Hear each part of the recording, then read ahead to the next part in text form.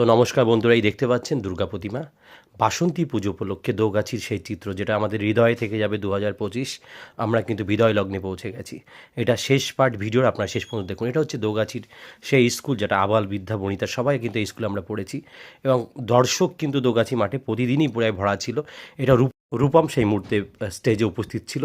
দর্শক ভরা সেই সংবর্ধনা মুহূর্ত আপনি দেখতে পাচ্ছেন, যেটা আমাদের হৃদয়ে থেকে যাবে। দোগাছি 2025 ডিবিসি ক্লাবের এই সংবর্ধনা। সায়নকে দেখতে পাচ্ছেন, শ্রীকান্ত দাকে দেখতে পাচ্ছেন, জেএমকে এন্টারপ্রাইজের অনুপমকে দেখতে পাচ্ছেন, এবং আমি কিন্তু সামান্য একটুখানি সৌভাগ্যবান বলেই মনে করি সায়নের সঙ্গে আমাকে একটু দেখতে পাচ্ছেন।